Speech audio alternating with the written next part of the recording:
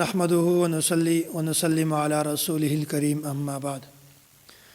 نن دی ولسمې سپارې خلاصه بیانېږي، خو د لسمې سپارې په آخر کې الله تعالی د هغو منافقینو تذکره بیان کړې وه چې کوم منافقین غزوه تبوک ته نه وتلي او دی بهانې پیش کولې او دروغې ویل، حیلې بیانولې، عذرونه پیش کول. د دغې سپارې په شروع کې الله تعالی د هغو منافقینو متعلق 3 قسمه احکامات را نازل کړي دي. اول خدا ده چې الله تعالی پیغمبر علیه الصلاۃ والسلام ته دا بیانوي، ای پیغمبره دی به تا ته حیلې پیش کوي، بهانې به درته پیش کوي، خدا ټول دروغ دي. او دا ورته وایي چې مونږ ته الله تعالی د تاسې د حالاتو نه او د واقعاتو نه مخته مونږ ته خبر را کړی ده، نو تاسې چې کومې حیلې او بهانې بیانوي د دغه هیڅ حیثیت نشته. او دوم حکم دا ده، وایي ای پیغمبره ته د دوی نه اعراض وکړه، ما په دوی باندې ملامت کوه او ما د دوی سره تعلق ساته. او په درم نمبر باندې الله تعالی دا حکم را نازل کړ، وایي منافقین به د تا د خوشحالولو دپاره، د تا د رضامندي دپاره دوی په دروغو قسمونه اخلي، خو د هغو د قسمو هیڅ اعتبار مه کوه. ای پیغمبره دوی ته کله هم مه ورخوشحالېږه. دا 3 قسمه احکامات الله تعالی د دغې سپارې په شروع کې بیان کړي دي. بیا چې کوم هغه مسلمانانو چې هغه غزوه تبوک ته نه وتلي، هغه ټوټل تعداد 10 کسان دي، خو د 7 کسانو تذکره دلته په یو ځای کې ده، بیا مخته تقریبا 2 آیاتونه مخته د 3 کسانو تذکره بیا ده. دا 7 کسان چې کوم دغو د نبی علیه الصلاۃ والسلام مخته خپل د غلطۍ عذر پیش کړو، د خپلې غلطۍ اعتراف یې وکړو چې مونږ خو په دې غلطي دی وجه نه، دا عذر دی مونږ دی د وجه نه مونږ جهاد ته نه وتلي، غزوه تبوک ته نه وتلي. بیا دوی داسې وکړل چې نبی علیه الصلاۃ والسلام کله غزوه تبوک ته لاړو سره د لښکر، بیا دوی چې راواپس شوي نه وو، هغه نه مخکې دغه 7 کسان ورغل د مسجد نبوي چې کوم پیلر و، منارې وې، په دغه باندې خپل ځانونه وتړل، دوی سره خپل ځانونه وتړل او دا یې وویل چې څو پورې موږ نبی علیه الصلاۃ والسلام معاف کړي نه یو او خپل د دغه ځای نه خلاص کړي نه یو، د هغه وخته پورې به موږ په دې پیلرو پورې ځانونه تړلي وي، موږ د هغه وخته پورې د دې ځای نه نه ځو. بیا چې کله نبی علیه الصلاۃ والسلام د غزوه تبوک نه واپس راغی، بیا په مسجد نبوي کې دوی ولیدل او بیا د دوی توبه قبوله شوله. بیا داسې وکړل چې نبی علیه الصلاۃ والسلام دوی خلاص کړل. داسې مخکې آیات کې چې کوم 3 کسان دي، هغه داسې وي چې دوی هم د خپلې غلطۍ اعتراف وکړو، خو نبی علیه الصلاۃ والسلام دا ورته وویل چې څو پورې د الله تعالی حکم نه وي راغلی دی متعلق، هغه وخته پورې دوی سره معاشرتي تعلقات دا هم ختم کړي او دوی ته دا حکم ورکړو چې تاسې د خپلې بیبیانو سره هم مه ملاویږي. دا 2 حکمونه نبی علیه الصلاۃ والسلام ته دوی ورکړل. بیا داسې وشول چې 50 ورځې بعد بیا د الله تعالی طرفه نه حکم راغی، بیا د دوی توبه قبوله شوله او بیا دوی تخلاصي ملاو شوله. دا خو د هغه مسلمانانو تذکره وه چې کوم د غزوه تبوک نه پاتې شوي او د خپلې غلطي اعتراف وکړو. دا خو الله تعالی معاف کړل، خو چې کوم منافقینو هغه الله تعالی نه دي معاف کړي، ځکه چې هغه هیڅ بهانه نه وه چې دروغ به یې ویل، چلبازي به یې کوله، مسلمانانو ته به یې دوکه ورکوله. مخکې بیا الله تعالی د منافقینو یو ډیر خطرناک سازش دا بیان کړی ده. دوی د جمعه په نامه باندې یو عمارت تعمیر کو، بیا هغه ته نوم ورکړ مسجد زرار. بیا داسې وشول چې د دوی څو مقاصد وو چې موږ به د مسلمانانو په منځ کې اختلاف پیدا کو، او 2 نمبر مقصد دا و چې موږ به داسې وکړو چې مسلمانانو کوم جماعت ته ټولۍ ده دا به موږ مات کو، او 3 نمبر د الله او د الله رسول چې کوم دشمنان دي هغه ته به موږ حفاظت ورکوو. او بیا دوی داسې وکړل چې رسول الله صلی الله علیه وسلم نه دوی دا درخواست وکړو، وایي ای پیغمبره ته داسې وکړه، یو ورځ د موږ په جماعت کې په دغه عمارت کې لمونځ وکړه د برکت لپاره. نبی علیه الصلاۃ والسلام ورته وویل، وایي صحیح ده، زه چې کله د تبوک نه واپس راشم بیا به زه د تاسې په جماعت کې لمونځ وکړم د برکت لپاره. خو نبی علیه الصلاۃ والسلام په واپسي نه مخکې د دوی چې کوم راز و هغه ټول الله تعالی حقیقت کولاو کړ. بیا الله تعالی نبی علیه الصلاۃ والسلام منع کړ چې هلته مه ورځئ، د په جماعت کې لمونځ مه کوه. بیا هغه نه بعد رسول الله صلی الله علیه وسلم 2 صحابه کرام هغه ته ورولېږل او د دوی چې کوم عمارت و دغه فساد په بنیاد باندې جوړو هغه د دې عمارت ټول ور ختم کړ. داسې د دې الله تعالی د خطرناک یو سازش هم بیان کړی ده. مخکې بیا الله تعالی د مسجد قباء تذکره دا بیان کړی ده.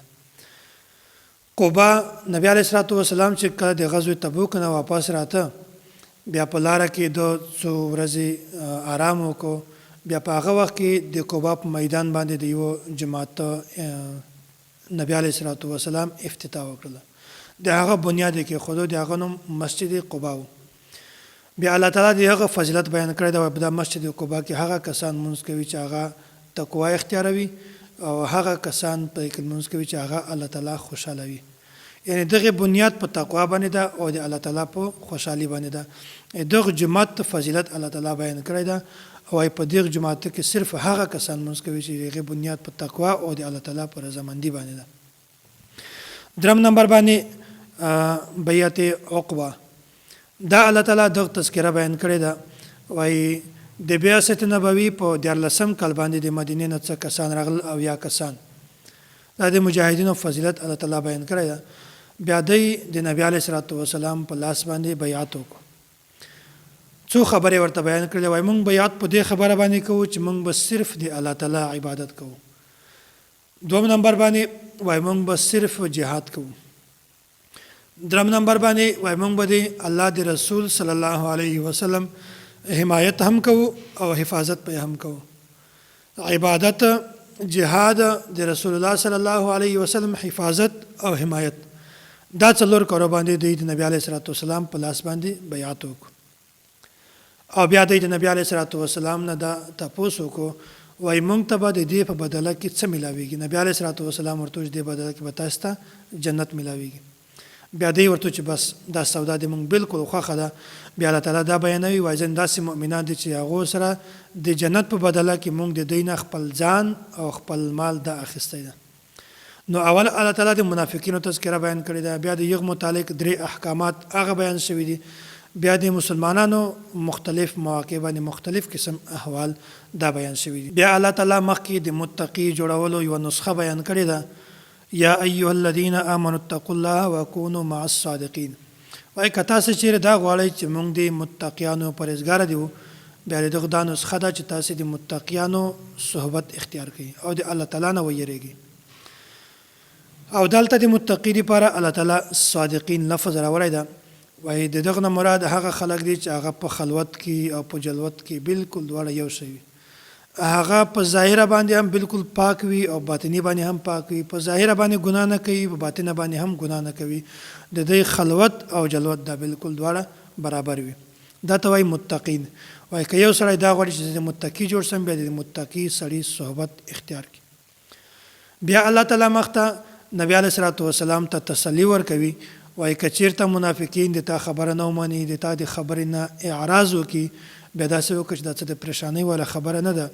وایي داسې بیا وکړه چې ته بیا صبر اختیار کړه او په الله تعالی باندې باور کوه. نو دا هم د کامیابی یو اصول ما مخته تاسو ته د 10مې سپارې کې په اخر کې دا بیان کړی و چې د کامیابی شپږ اصول دي. پاک یو اصول دا هم چې هر انسان ته پکار دی چې هغه د ثابت قدمی اختیار کړي او صبر دی اختیار کړي. دغه دی وجنه انسان همیشه کامیابیږي. بیا دا یو آیت ته حسبی الله لا اله الا هو علیه توکلت وهو رب العرش العظیم.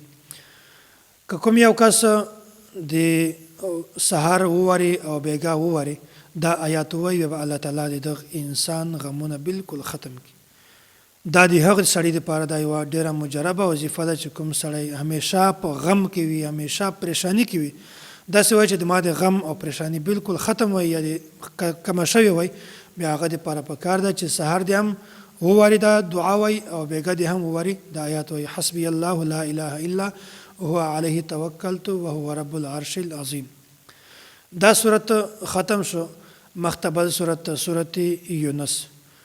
دغه صورت کې خو ډېر زیات احکامات بیان شوي دي. خو دغه صورت کې د حضرت یونس علیه السلام تذکره او د قوم تذکره بیان شوې ده. او دغه صورت ته صورت یونس ځکه وایي چې د حضرت یونس علیه السلام په دا کې تذکره بیان شوې ده. بیا د مشرکینو دا یوه خبره الله تعالی بیان کړې ده. د څه سوالات دی وایي چې د ټولې ځمکې د ټول کائنات خالق د الله تعالی ده. او بیا الله تعالی څه احکامات د بتانو ته هم ورسپارلي دي او د دې وجې نه د هغه د خوشحالي دپاره، هغه د رضامندي دپاره د بتانو عبادت کول دا هم ضروري ده. دا د مشرکینو یوه باطله عقیده وه. نو الله تعالی د دې خبرې تردید دا بیانوي، وایي تاسې په دا خبره باندې نه پوهېږئ چې تاسې پیدا کړي چای، تاسې ته د ځمکې نه او د اسمانو نه رزق څوک درکوي، د تاسې د غوږو، د سترګو، د پوزې دغې مالک څوک ده؟ دی بیا ټول دا ورته وایي چې یا الله ته د هر شي مالک یې. چې یو الله تعالی د هر شي مالک ته بیا تاسې د بتانو عبادت ولې کوئ؟ د بتانو نه خپل حاجات ولې غواړئ؟ شرک ولې کوئ؟ حالانکه د الله تعالی یو شریک هم نشته، ټول کارونه الله تعالی کوي. که چیرته د الله تعالی شریک وای د دنیا ټول نظام به درهم برهم وای.